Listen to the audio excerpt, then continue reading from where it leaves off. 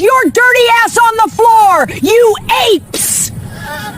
White woman told black sisters to sit on the floor. Moments later, she's removed mid-flight. But what this wealthy passenger screamed at two children traveling to their aunt's church service will make you question whether racial hatred in America has gotten worse, not better, since the civil rights movement ended. Sit down there on the floor, both of you, that's where you belong, beneath people who actually paid to be here. Patricia Mooreland's voice cuts through the cabin of Flight 1847 from Atlanta to Philadelphia, her 56 years of privileged existence and self-described platinum elite status giving her confidence that her racism will go unchallenged, her manicured finger pointing at the space between airplane seats as she orders 14-year-old Jasmine and 11-year-old Jordan Harper to literally sit on the ground like animals. The words hit the sisters like physical blows, Jasmine's protective instincts firing as she sees her younger sister's eyes fill with tears, Jordan's hands shaking as she tries to understand why apologizing for accidental juice spill during turbulence has resulted in this woman screaming that they don't belong in the air, that they're animals, that their place is on the floor beneath her feet. Here's what people refuse to accept about racism in 2026. It's not just alive, it's mutated into something more vicious than the segregation our grandparents fought, because at least then the hatred was honest. The signs said colored only and white only, and everyone knew where they stood. Now racism hides behind "I paid for premium economy and declining standards and you people." Now it erupts in confined spaces at 30,000 feet where black children can't escape, where authority figures hesitate to intervene, where bystanders pull out phones to record but not to defend, discrimination as entertainment, not emergency. Jasmine and Jordan aren't surprised by Patricia's hatred in the way their parents might hope. They're shocked, yes, because you're never quite prepared for an adult to call you animals to your face, to demand you sit on an airplane floor, to raise her hand like she might strike you. But surprised? No, this is their reality as black girls in America. The teacher who seats them in back rows, the store security who follows them through aisles, the swimming pool where white parents pull their children away. Each incident teaching them that some people see their skin before their humanity, see threat before innocence, see targets before children. We didn't do anything wrong, Jasmine tries to explain through the fear tightening her throat. My sister's juice spilled during turbulence. It was an accident. We're just trying to get to Philadelphia for Thanksgiving. Our aunt is expecting us. I don't care about your aunt. Patricia leans closer, her breath hot with rage and entitlement. You don't belong in premium economy. You probably used vouchers or points you didn't earn. Now get on that floor where trash belongs, or I'll make sure you never fly again. Jordan starts crying audibly now, 11 years old and being called trash by an adult woman, her choir robe garment bag clutched to her chest like a shield that can't protect her, the sheet music for the song she was supposed to sing at Aunt Patricia's church crumpling in her trembling hands. Other passengers in rows around them have phones out recording, capturing Patricia's meltdown and the girl's distress, witnesses accumulating evidence but offering no intervention, silent spectators to cruelty that demands response, bystanders choosing viral content over doing what's right. A white man in row 13 finally stands, his voice uncertain but trying. Ma'am, you need to calm down, they're just children, this is getting out of hand. Stay out of this, Patricia whirls on him with venom. This is between me and these. She pauses, searching for words that reveal everything, these apes. The cabin goes silent, the slur hanging in recycled air like smoke, passengers freezing as they process what they just heard. A wealthy white woman calling two black children apes because juice spilled on her $800 blouse. If you believe no child should be called animals and ordered to sit on floors because of their skin color, keep watching. If you think racial slurs on airplanes are rare exceptions, not regular occurrences, you need to see what happens when a flight attendant hears that word and decides enough is enough. And if you've ever been dehumanized in public while bystanders recorded instead of helped, drop a comment below and tell us your story. We're reading every single one. Tell us where you're watching from and what time it is right now. This story doesn't end the way you think. Hit that like button if you stand against racism and subscribe to this channel because we're exposing the discrimination that airlines don't want you to see. Flight attendant Monica, who's been approaching, freezes when she hears the slur, her professional training warring with human outrage, her hand already reaching for the radio that will change everything. that will ground this aircraft and end Patricia Mooreland's ability to terrorize anyone ever again. Jasmine pulls Jordan close, whispers that it's going to be okay even though she doesn't know if that's true. 14 years old trying to parent her sister through hatred they didn't create and can't control. Two girls who just wanted to sing at their aunt's church now trapped in a viral moment they never asked for. Patricia stands over them, still pointing at the floor, still demanding they sit like dogs, still believing her platinum status and her wealth and her whiteness give her the right to humiliate children, still not understanding that the next 60 seconds will cost her everything she values, that calling black children apes in 2026 has consequences even for people who thought they were untouchable. But to understand how two black sisters ended up being called apes and ordered to sit on an airplane floor by a woman who believed her wealth made her immune to consequences, you need to know who Jasmine and Jordan Harper really are, and more importantly you need to understand why this trip to Philadelphia represented everything their parents sacrificed to give them, everything their community invested in them, everything racism tries to steal from black children who dare to dream.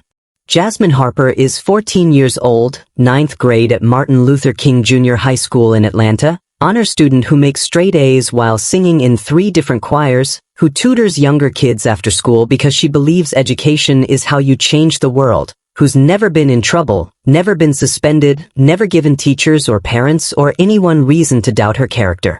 She's responsible beyond her years, the kind of daughter who texts updates without being asked, who watches her younger sister like a mother hen, who carries the weight of representing her family and her race with grace that shouldn't be required but is.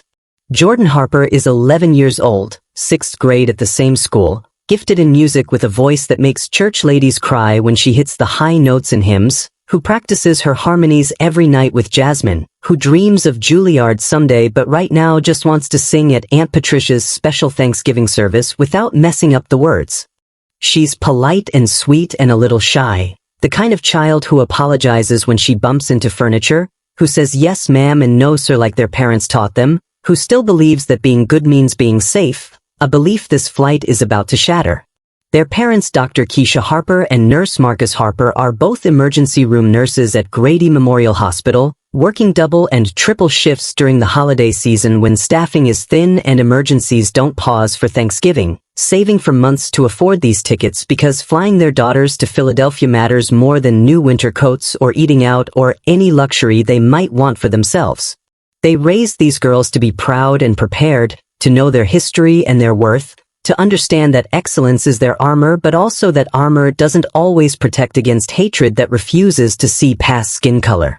The girls are traveling to Philadelphia for Aunt Patricia's church, Community Hope Church, where their aunt serves as senior pastor, where the congregation just completed a 2-year fundraising campaign that saved 50 families from foreclosure, where this Thanksgiving service will celebrate resilience and community and the kind of faith that moves mountains.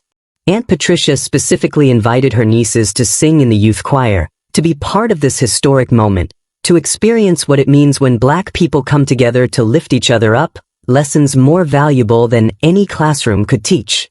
Jasmine and Jordan carry their choir robes in garment bags, the deep purple fabric carefully folded so it won't wrinkle, the gold trim that catches light when they move, robes that represent hours of practice and proud anticipation.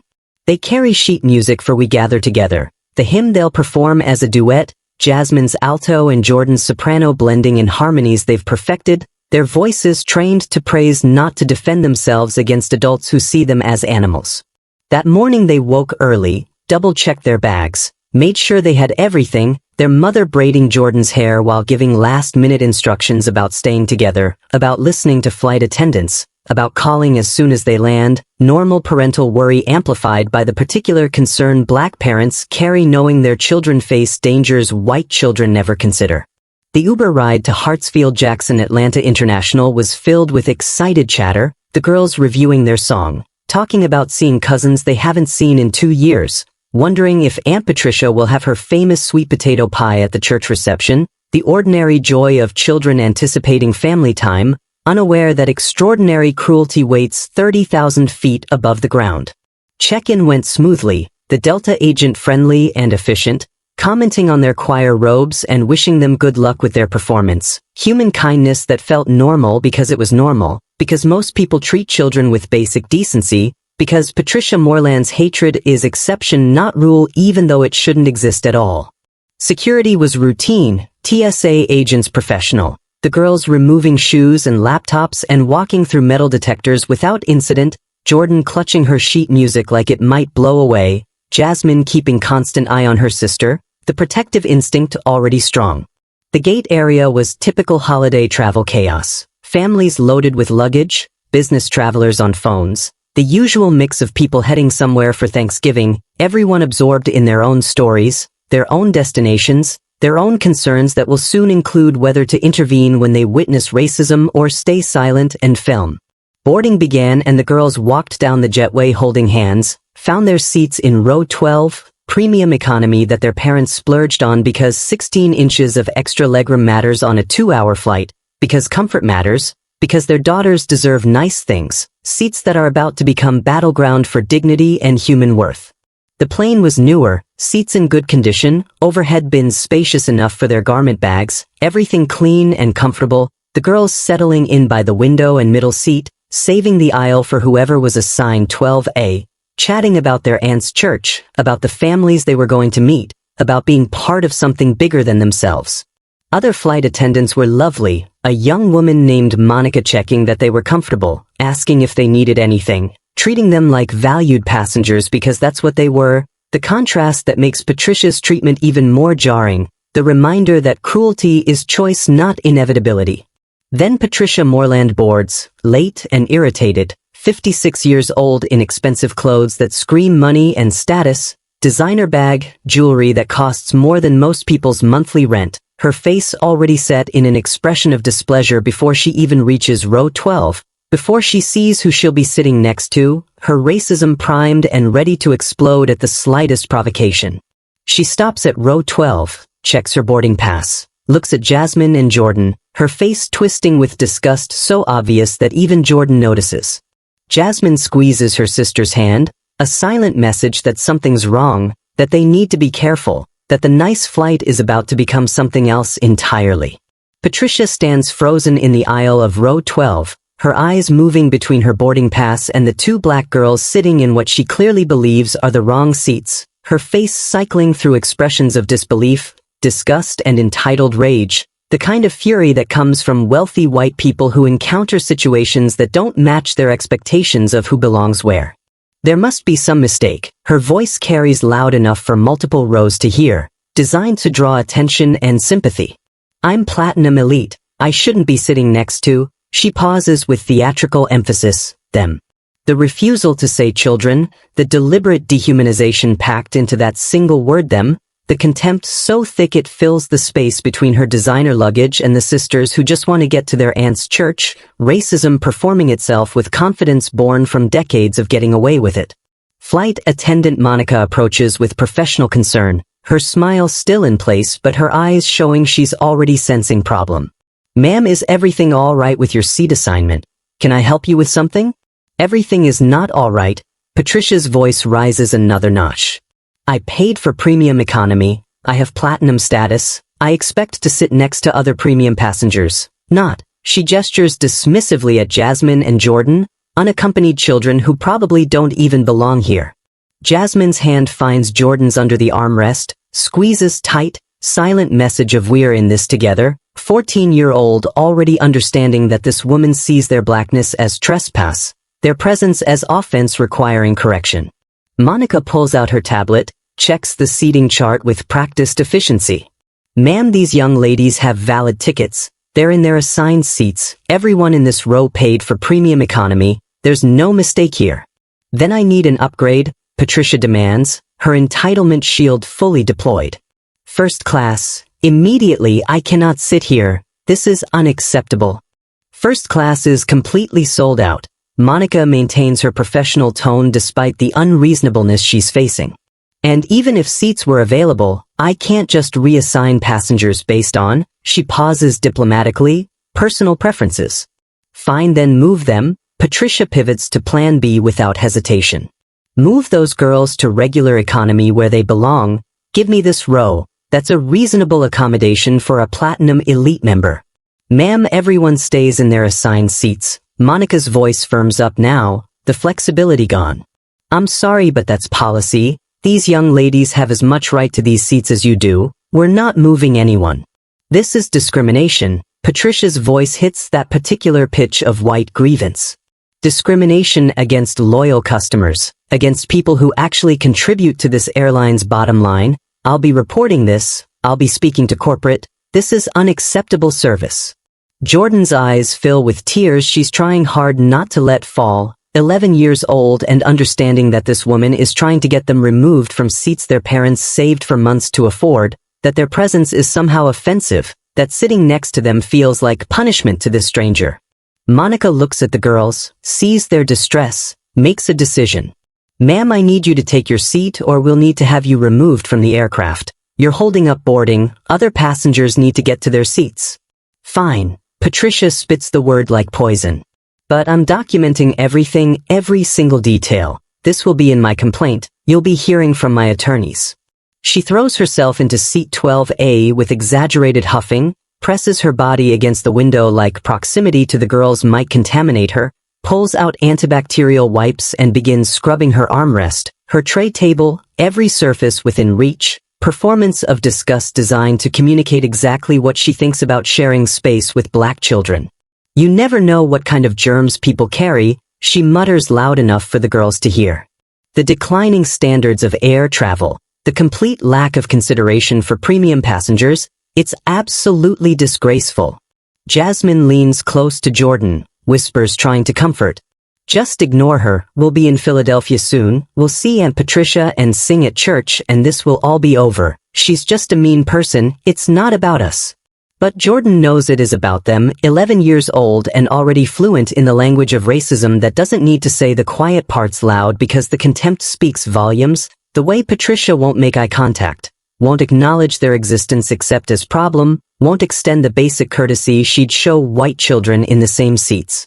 The plane pushes back from the gate, safety demonstration begins. Patricia continues her one-woman show of martyrdom, sighing loudly, shifting in her seat like she can't get comfortable, radiating hostility that makes the air around row 12 feel thick and suffocating. Jasmine tries to distract Jordan by talking about their aunt's church, about the families they helped save from foreclosure, about the choir performance they've practiced so hard for, normal sister conversation trying to create bubble of normalcy in space that's been poisoned by adult hatred. "Your garment bag is taking up too much overhead space," Patricia interjects without being asked. "It's crowding everyone else's belongings, you should have checked it, children traveling alone shouldn't have so much carry-on." "It's properly stowed, ma'am," Jasmine says politely, trying to de-escalate. "The flight attendant helped us put it up, she said it was fine." "Well, it's not fine to me," Patricia snaps. "Nothing about this situation is fine. I paid premium prices to sit in premium comfort and instead I'm crammed next to." She stops herself but the unspoken words hang heavy, children who don't understand airplane etiquette. The plane reaches cruising altitude, seatbelt sign turns off, passengers begin moving around, but Patricia remains rigid in her seat, her body language screaming violation, her face set in expression of someone enduring injustice, racism so normalized she genuinely believes she's the victim here. Jordan pulls out her sheet music, the pages for We Gather Together that she and Jasmine will sing, tries to focus on something beautiful instead of the ugliness sitting inches away, but her hands shake slightly, her usual confidence undermined by 30 minutes of microaggressions that feel like macro attacks. Jasmine watches her sister struggle, feels protective rage building, 14 years old and already tired of watching her baby sister learn that being black in America means enduring hatred from strangers, means your existence in spaces offends people who believe those spaces belong to them, means you can do everything right and still be treated like you're wrong. 30 minutes into the flight, Patricia has transformed row 12 into a battlefield where two black children sit trapped at cruising altitude with nowhere to escape, no way to exit the confined space where a white woman performs her racism with the confidence of someone who's never faced consequences, who believes her platinum status and her wealth grant immunity from basic human decency. The beverage service cart approaches, flight attendant Monica offering drinks with the practiced cheerfulness of someone trying to maintain normalcy in a cabin where tension radiates from one particular row, where she's already noted Patricia's behavior but hasn't yet witnessed anything actionable. caught in the gap between sensing wrong and having authority to intervene. "What can I get you ladies?" Monica asks Jasmine and Jordan with genuine warmth, perhaps overcompensating for Patricia's coldness, perhaps trying to communicate solidarity without words. "Apple juice, please," Jordan says quietly, her voice smaller than it was during boarding, confidence eroded by half an hour of sitting next to someone who treats her presence as contamination. "Same for me," Jasmine adds, her protective hands still resting on Jordan's arm, 14-year-old trying to be shield and comfort simultaneously. "And for you, ma'am," Monica turns to Patricia with professional courtesy that costs visible effort. "Coffee, black, and make sure the cup is clean," Patricia says pointedly. "I'm very particular about hygiene, especially given the," she pauses with theatrical disgust, "circumstances." Monica's jaw tightens but she pours the drinks, sets Jordan's apple juice on her tray table, Jasmine's on hers, Patricia's coffee with extra care because she's clearly the passenger most likely to complain about anything and everything. The cart moves on, the sisters sip their juice, try to return to their quiet conversation about the church service, about seeing cousins they haven't seen in years, about the sweet potato pie Aunt Patricia always makes for Thanksgiving, normal talk that feels like rebellion against the hate trying to suffocate them. Then the plane hits turbulence, not severe but sudden, that stomach-dropping lurch that makes drinks slosh and passengers grab armrests, the captain's voice coming over the intercom asking flight attendants to take their seats, routine air travel disruption that happens thousands of times daily. Jordan's tray table rattles, her apple juice tilts, tips slightly, maybe 2 tablespoons of golden liquid splashing onto Patricia's left sleeve, tiny amount that barely dampens the fabric but might as well be gasoline on fire based on Patricia's reaction. "Oh my gosh, I'm so sorry," Jordan gasps immediately, reaching for napkins. "I didn't mean to," the plane shook, "I'm so sorry." But before she can finish apologizing, before Jasmine can help clean it up, before anyone can process what just happened, Patricia explodes with rage so disproportionate it makes nearby passengers jump. "You did that on purpose?" Patricia stands up screaming, her face twisted with fury that's been building for 30 minutes, finally finding its excuse.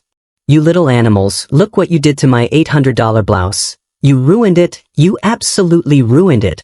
"It was an accident," Jordan's crying now, real tears streaming down her 11-year-old face. The plane shook, "I couldn't help it, I said I'm sorry." "Accident?" Patricia's voice drips with venom that's clearly been rehearsed in her head for decades, waiting for moment to unleash. "You people don't know how to behave on airplanes, you don't have the manners or the breeding to be in premium economy, you don't belong here, you don't belong in the air." Jasmine stands up, puts herself between Patricia and Jordan, protective instinct overriding fear. "My sister apologized, it was turbulence, everyone's drinks moved, you need to calm down and sit back down." "Don't tell me what to do." Patricia leans in close, invading space, using her adult size to intimidate children.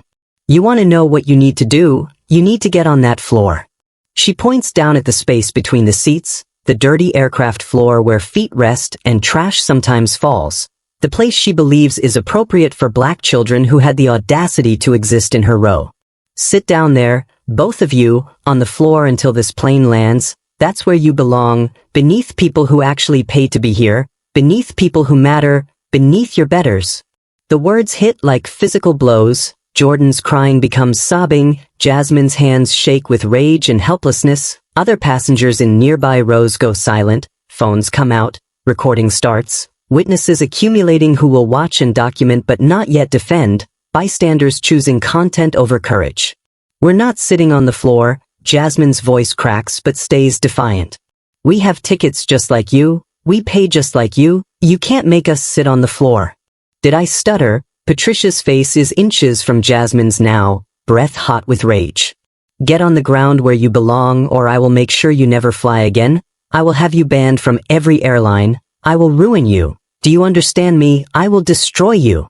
She raises her hand, arm pulled back like she's going to strike. Doesn't actually make contact but the threat is crystal clear. Adult woman threatening to hit a 14-year-old child because apple juice touched her sleeve, because rage she's been nurturing for 30 minutes finally has justification in her twisted logic. The man in row 13, white guy in his 40s who's been watching this escalate, finally stands up. Ma'am, you need to calm down right now, they're children. This is completely inappropriate, you need to sit down. Stay out of this, Patricia whirls on him with same venom. This is between me and these, she pauses, searching for words that will communicate her full contempt, these apes. The cabin goes dead silent, that particular silence that comes when something unspeakable gets spoken, when racism drops its mask completely, when there's no more plausible deniability or dog whistles, just naked hatred calling black children animals. If you've ever watched adults abuse children while crowds of witnesses record but don't intervene, if you've ever seen racism perform itself with such confidence it doesn't bother hiding, this moment should make you question what kind of society produces Patricia Moorelands and what kind of society allows them to thrive. Subscribe if you believe witnessing isn't enough when action is required. Like this video if you think protecting children matters more than getting viral content, because what happens next will show you that sometimes justice takes too long and children pay the price for adult failures. Jordan is hyperventilating now, panic attack building, 11 years old, and just heard an adult call her an ape. Just watch that adult threaten to hit her sister. Just realize that being good and polite and sorry doesn't protect you from people who've decided your humanity doesn't exist. Jasmine pulls Jordan close, turns her body away from Patricia, tries to shield her sister from more damage even though the words can't be unheard, the trauma can't be prevented, the innocence can't be restored. The word apes hangs in the recycled cabin air like poison gas, passengers frozen in their seats processing what they just heard, the casual dehumanization of two children spoken with such confidence it suggests Patricia has used this language before, has thought these thoughts countless times, has just finally said the quiet part loud because rage overwhelmed whatever filter usually keeps her racism polite. Monica, the flight attendant, has been moving back toward row 12, heard the escalation, heard the threat, arrives just in time to hear Patricia call two black children apes, her professional training warring with human outrage, her face showing she wants to intervene but institutional procedure hasn't caught up to moral emergency yet. Ma'am, I need you to lower your voice and return to your seat. Monica tries the de-escalation script she's been trained to use. You're disturbing other passengers, we need to resolve this calmly. Disturbing other passengers, Patricia's laugh is ugly and triumphant. These animals spilled juice on my designer blouse. They refuse to move when I tell them to, and I'm the one disturbing people. The standards on this airline are absolutely shameful. They're children and you called them a racial slur. Monica's voice goes harder now. That language is completely unacceptable. You need to apologize immediately. I will not apologize for speaking truth. Patricia crosses her arms, plants her feet, fully committed now. Everyone on this plane knows what I know, that certain people don't belong in premium spaces, that affirmative action and diversity initiatives put passengers in seats they didn't earn, that I have a right to travel in comfort without being assaulted by, she gestures at the juice stain, their incompetence. Jordan sobs into Jasmine's shoulder, the kind of crying that comes from deep places, from the part of a child's soul that just learned the world contains adults who hate you for existing, who see your skin before your humanity, who use words designed to strip away your personhood and reduce you to something less than human. We want to go home, Jordan manages through tears. We don't want to go to Philadelphia anymore, we just want our parents. Please, can we go home? The heartbreak in that request, the fact that a trip to sing at their aunt's church has become trauma they want to escape, that Thanksgiving celebration has transformed into nightmare, that two sisters who boarded this flight excited are now begging to go home, childhood innocence murdered at 30,000 feet.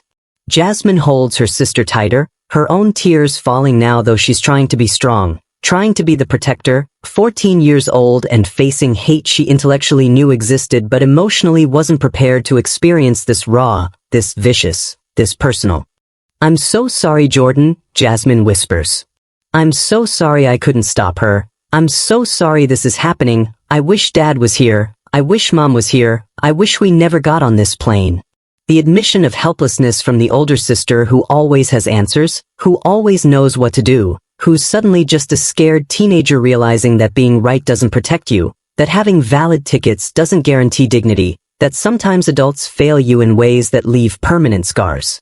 Other passengers continue recording, phones capturing every moment, The viral video already being born, millions of future views guaranteed, but right now in this moment, not one of those recording passengers stands up to physically place themselves between Patricia and the girls. Not one uses their adult body as shield, not one risks their own comfort to provide immediate protection. A young black woman in row 15, college student maybe 20 years old, has tears streaming down her face watching this unfold, her hands gripping her armrests like she wants to intervene, but fear or social conditioning or uncertainty about what's allowed keeps her seated, another witness carrying guilt about inaction. An elderly white couple in row 14 exchange uncomfortable looks, the wife whispering something to her husband, him shaking his head slightly, both of them looking away when Patricia glances their direction, choosing the path of least resistance, letting someone else handle it, the banality of complicity playing out in real time. Monica radios for her supervisor, speaking quietly into her handset but not yet escalating to cockpit, not yet declaring emergency, still trying to handle this within the framework of passenger conflict resolution, institutional procedure moving slower than children bleeding emotionally. "Ma'am, I'm going to need you to sit down," Monica tries again with Patricia. "My supervisor is coming to speak with you, but you need to be seated, that's a federal requirement." "I'll sit down when those girls move." Patricia refuses, still standing, still blocking the aisle, still radiating entitlement that believes rules apply to everyone except her.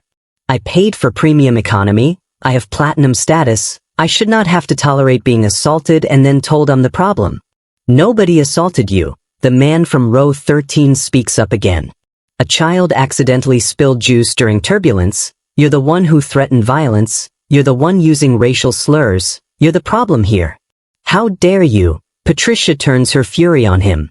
"You don't know what it's like to pay premium prices and be treated like this, to have your belongings ruined, to be forced to sit next to people who clearly weren't raised with proper manners or respect for others. They have more manners than you're showing," he says, his voice rising now. "They apologized immediately, they tried to help clean up, you're the one screaming and threatening children, you're the one making this flight unbearable. Then you sit next to them," Patricia snaps. "Trade seats with me if you're so concerned, put your money where your mouth is, sit next to these." She stops herself from saying it again, but the word hangs unspoken. The supervisor arrives, a woman in her 50s named Carol who's been with the airline 20 years, who's seen plenty of difficult passengers but whose face shows the situation is beyond her usual toolkit. This is hatred that can't be managed with drink vouchers and apologies. "Ma'am, I'm Carol, I'm the lead flight attendant. I understand there's been an incident. Let's talk about this calmly." She tries the diplomatic approach that's already doomed to fail. "There's nothing to talk about." Patricia's voice goes cold. "Either those girls move or I want a full refund and compensation for my ruined clothing and my traumatic experience being forced to sit with passengers who assaulted me." Jasmine looks up from comforting Jordan, her face showing disbelief that Patricia is claiming to be the victim. That adult who called them apes is now describing herself as traumatized, that somehow spilled juice equals assault but threatening to strike a child doesn't.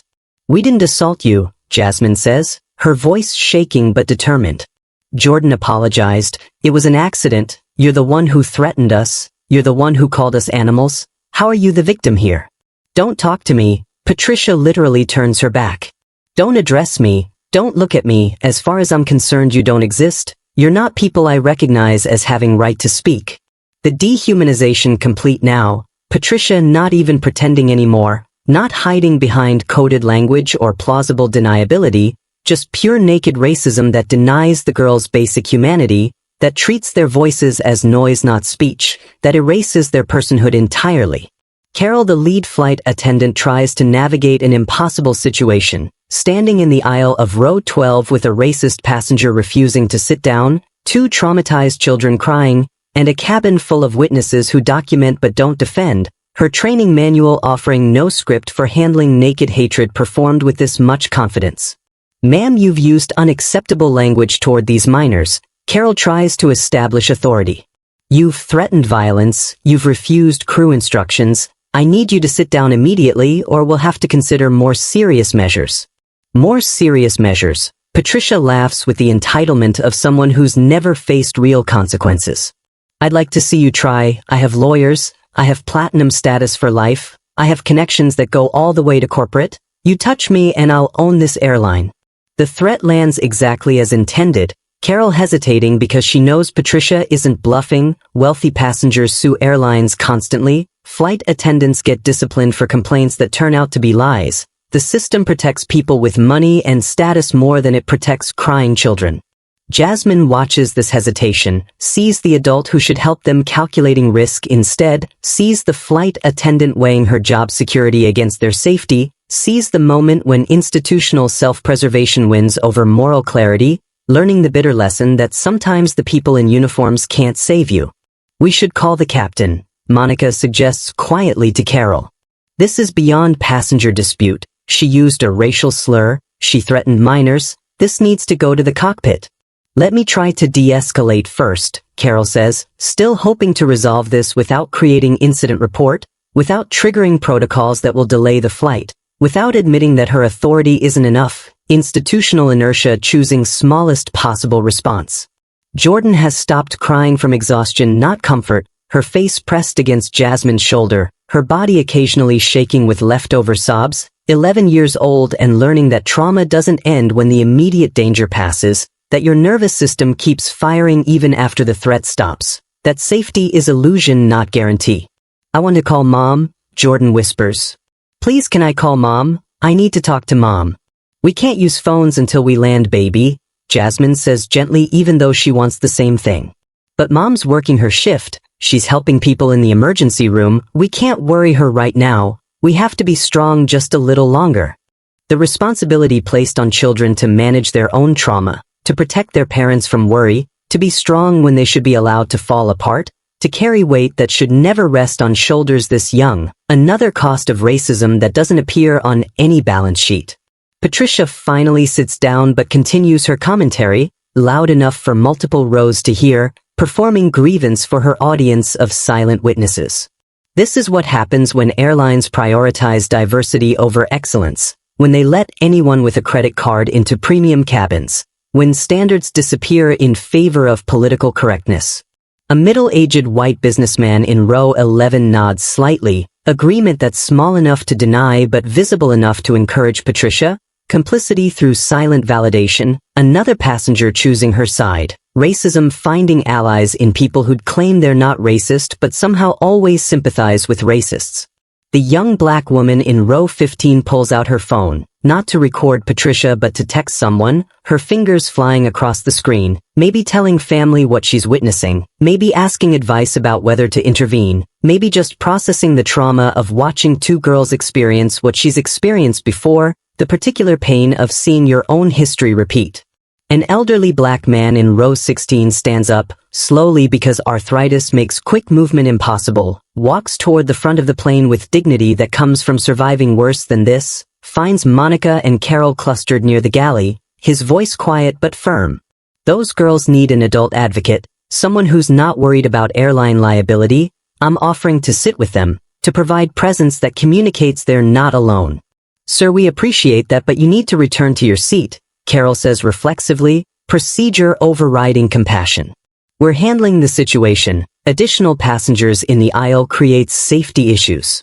You're not handling the situation, he says gently but without room for argument.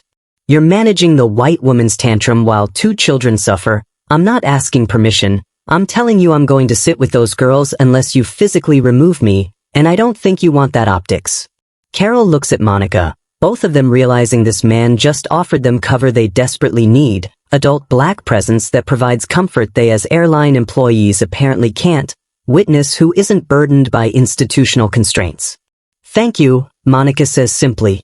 Row 12 has an empty middle seat now that, she glances at Patricia who's pressed against the window. The passenger moved herself away from the aisle. You're welcome to sit there. The man whose name is Robert Jackson, 72 years old, retired school principal, civil rights marcher in the 60s, walks slowly to row 12, his presence causing Patricia to shrink further against the window, settles into the middle seat between her and the aisle where the girls sit. Hi young ladies. Robert's voice is warm and grandfatherly.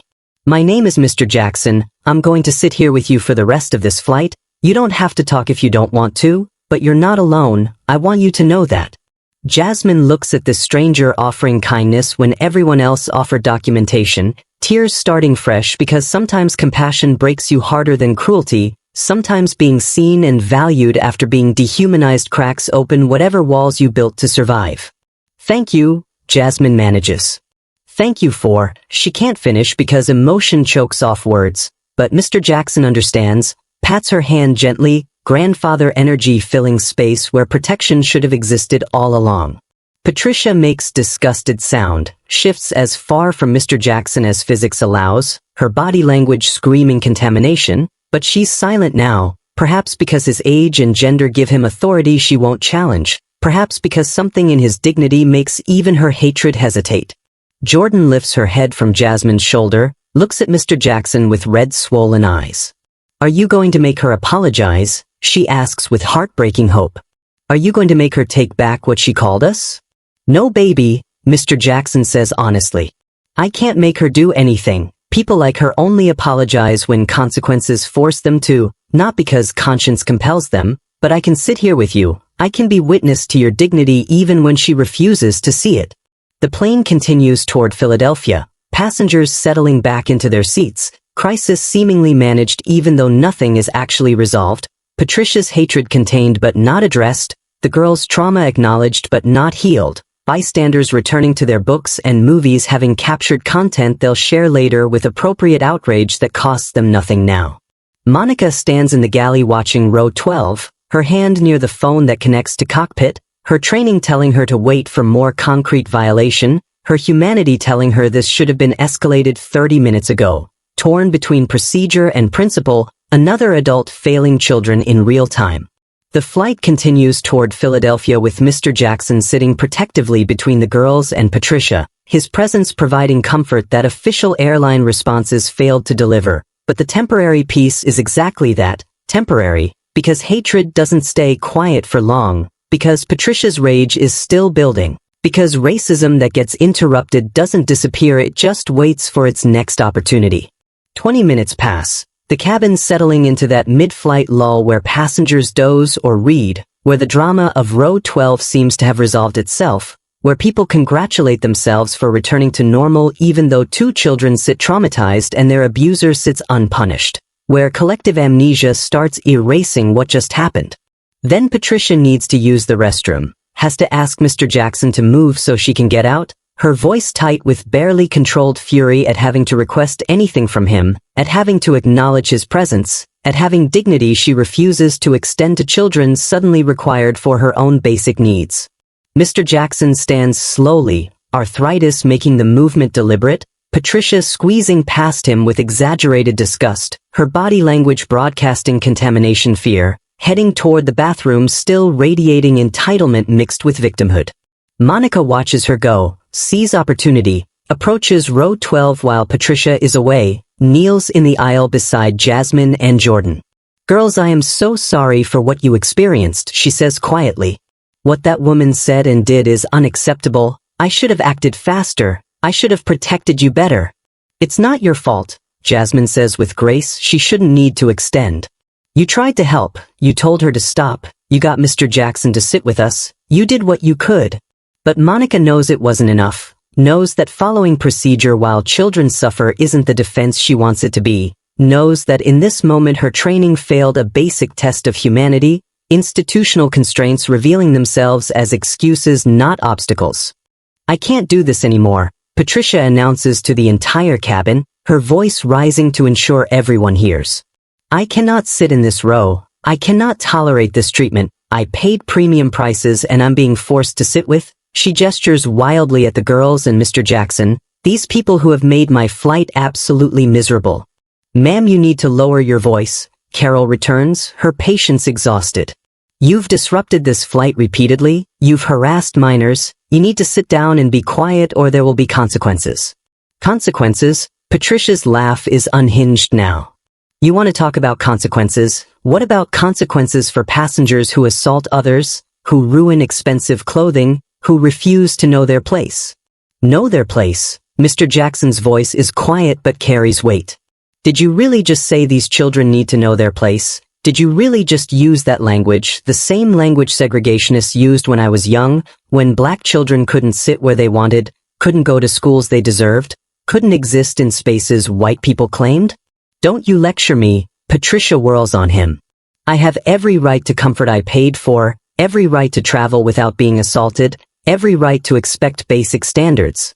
Those children spilled juice accidentally during turbulence, Mr. Jackson says calmly. You called them apes, you threatened to strike one of them, you ordered them to sit on the floor like animals. There is no comparison between what they did and what you did, none whatsoever. Monica makes her decision, the one she should have made 30 minutes ago, the one procedure told her to delay but conscience demands immediately, reaches for the phone that connects to cockpit, makes the call that will change everything. Captain, this is Monica. She speaks clearly.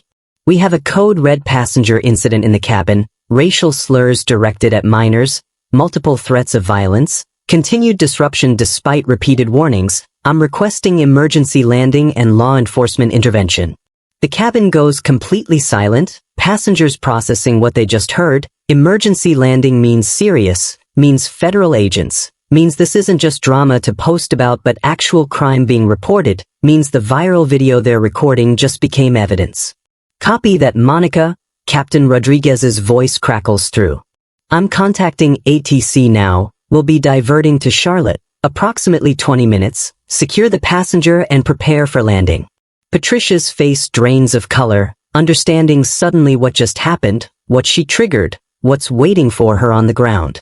You can't do this, her voice goes from rage to panic.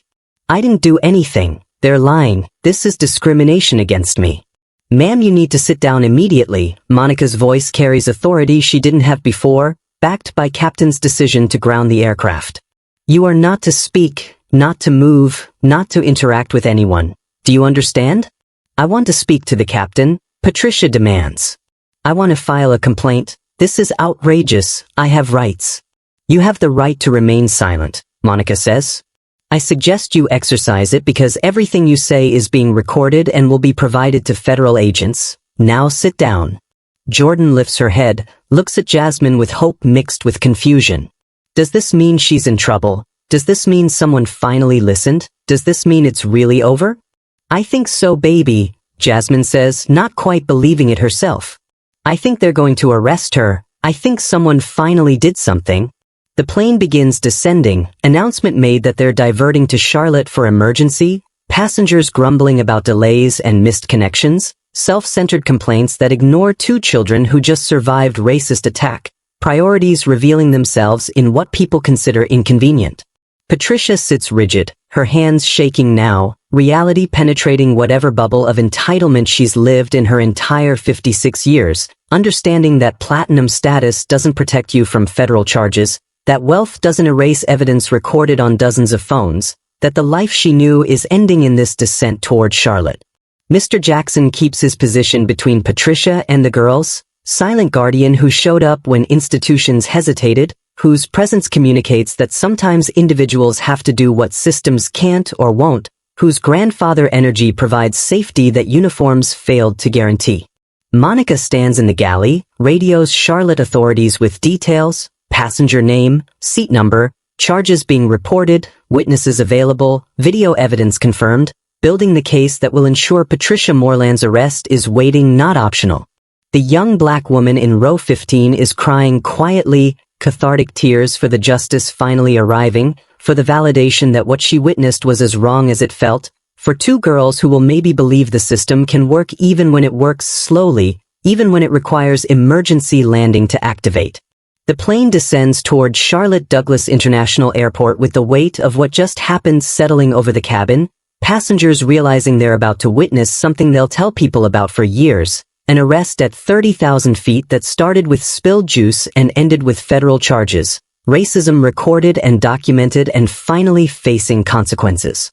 Jasmine holds Jordan close as the descent steepens, both girls exhausted from trauma and tears, from 90 minutes of being dehumanized and threatened, from learning that adults can call you animals and try to make you sit on floors, from discovering that bystanders will record your suffering but hesitate to stop it, childhood fundamentally altered in ways no apology can repair.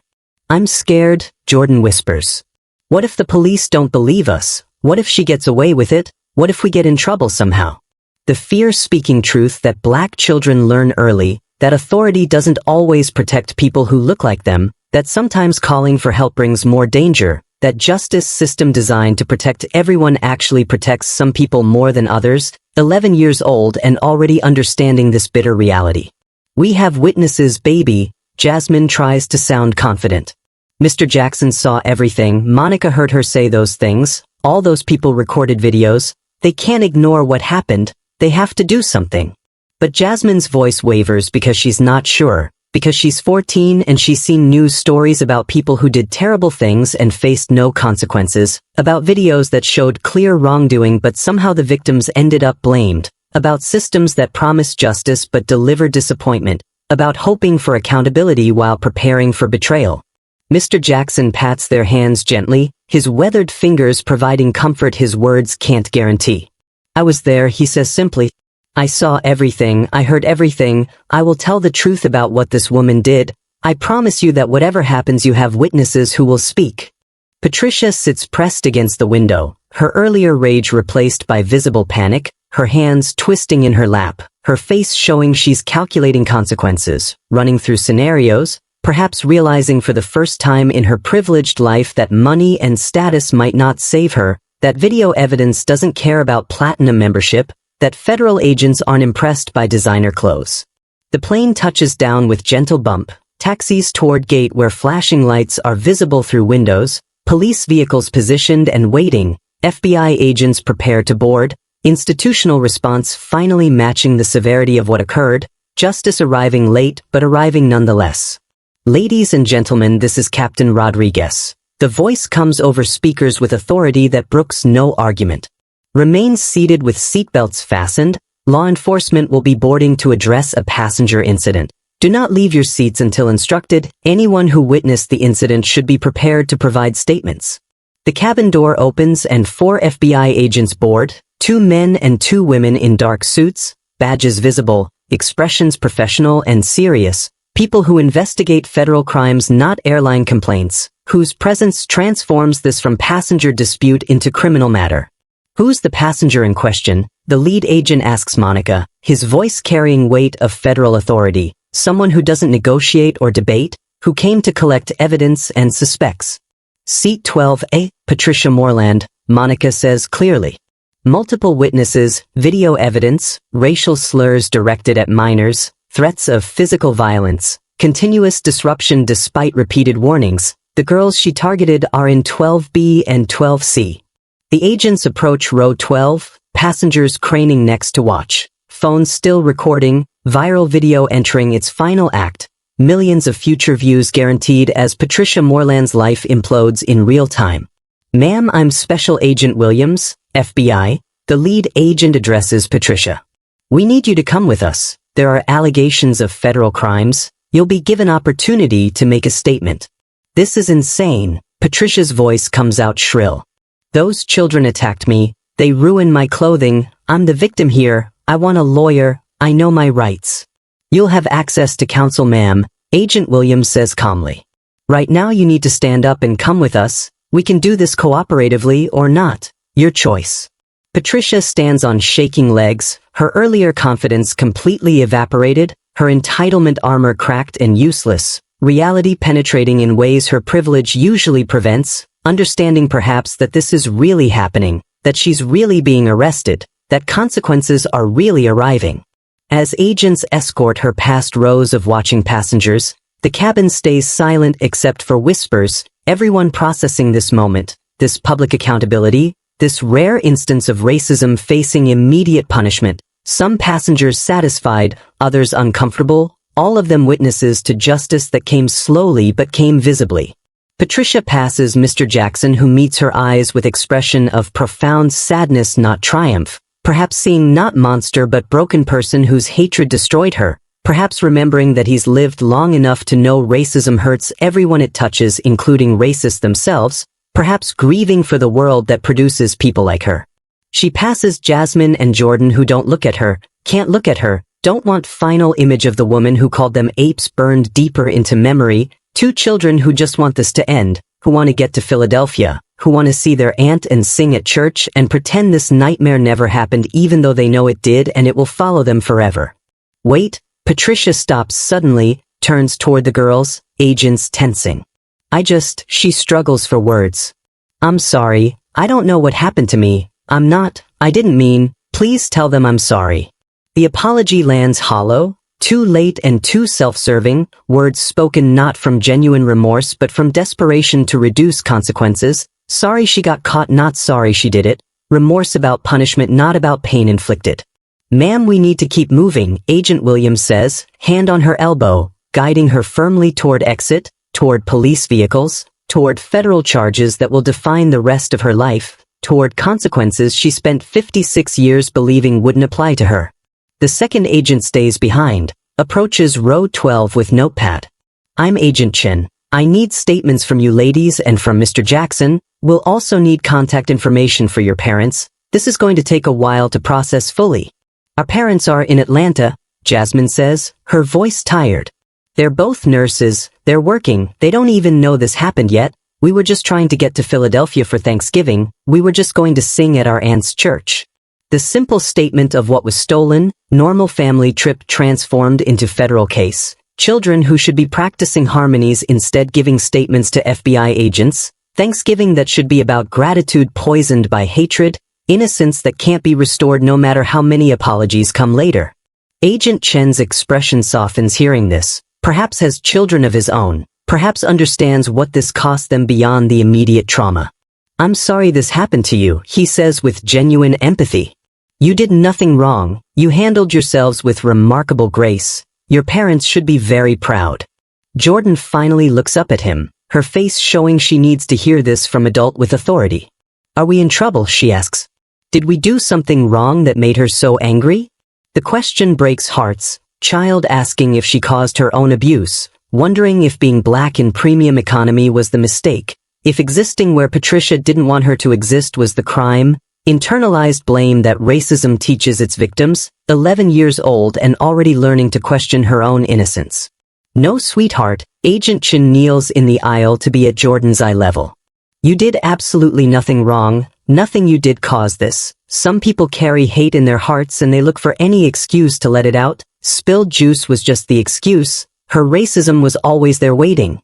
After statements are taken and contact information collected, after video evidence is transferred from passenger phones to FBI devices, after witness names are recorded and Patricia Mooreland is formally arrested and transported to federal holding, the plane finally continues to Philadelphia, 3 hours late, passengers deplaning with stories they'll tell for years.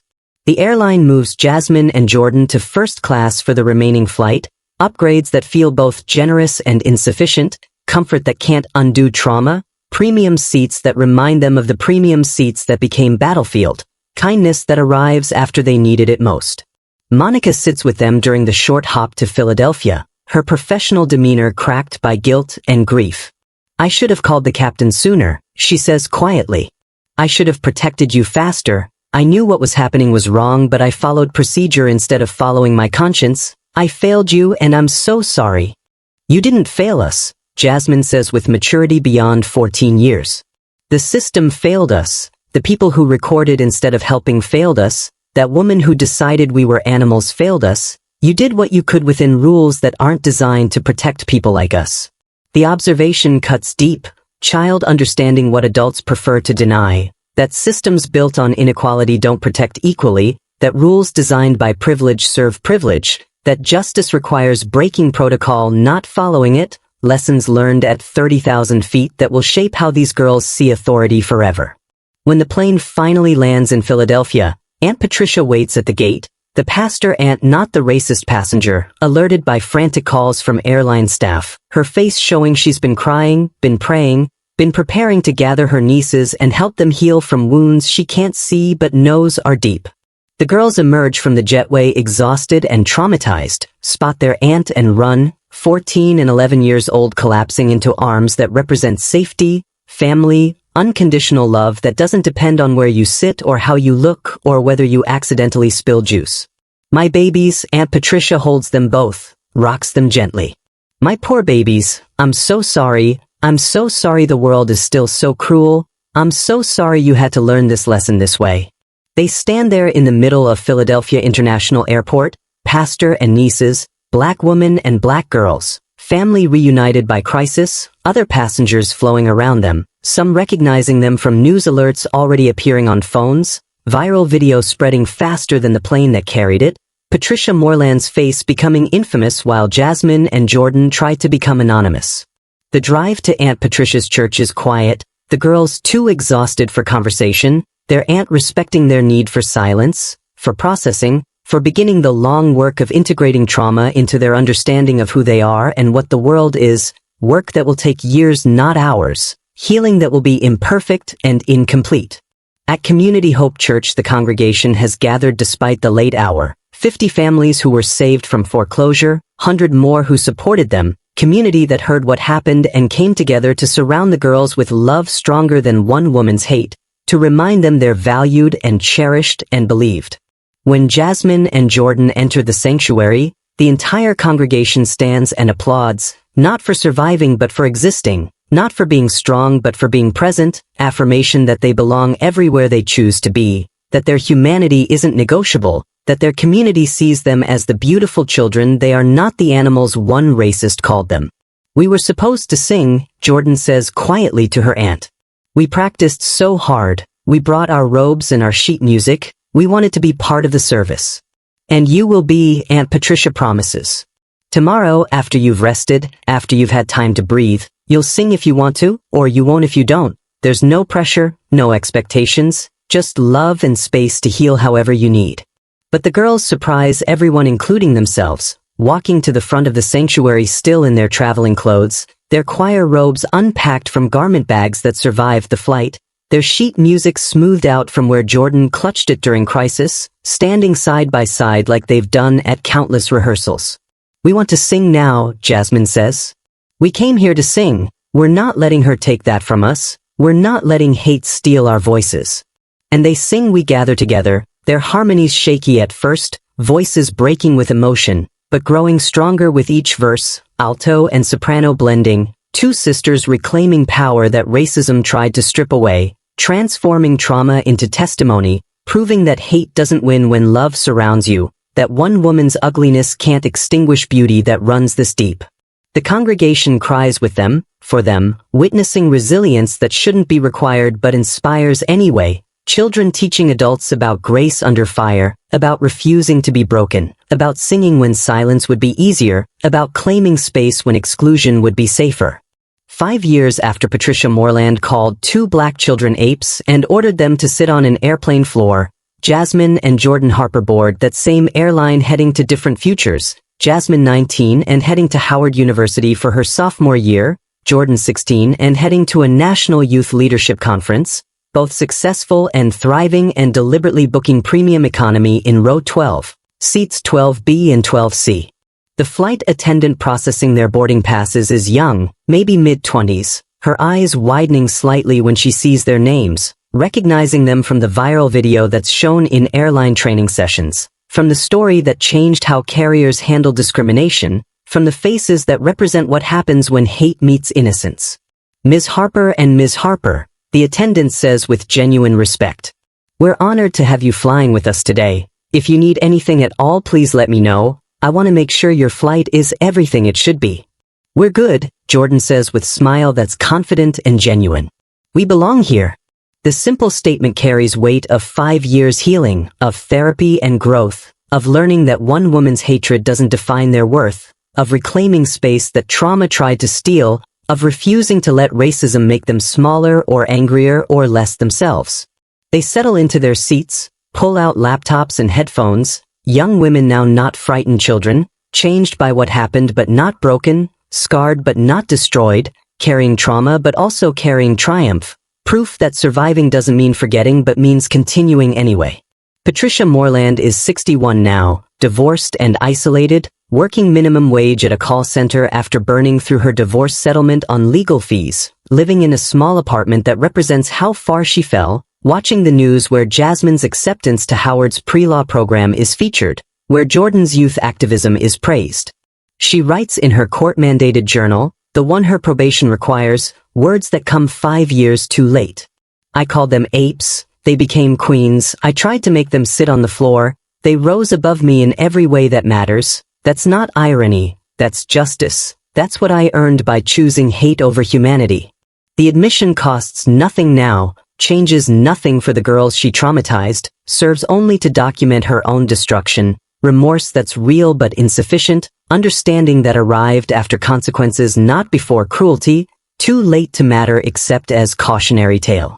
At Community Hope Church in Philadelphia, a plaque hangs in the sanctuary, brass and permanent, in honor of Jasmine and Jordan Harper, who showed us that grace under fire is the truest form of strength. Thanksgiving 2026, the date when two girls survived hatred and sang anyway, when community surrounded trauma with love, when justice arrived late but arrived completely.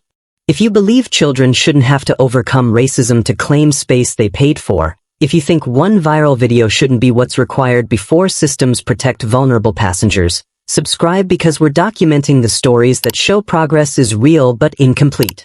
Like this video if you understand that Jasmine and Jordan thrived not because the system worked but because they refused to break, because their family surrounded them, because their community held them, advantages not every victim has when hatred strikes at 30,000 feet. Aunt Patricia stands at the pulpit 5 years later, her Thanksgiving sermon referencing her nieces who sit in the front row, young women who still sing in the choir, who still visit every holiday, who still carry their sheet music and their dignity, who prove that surviving hate with grace intact is victory even when victory shouldn't be necessary.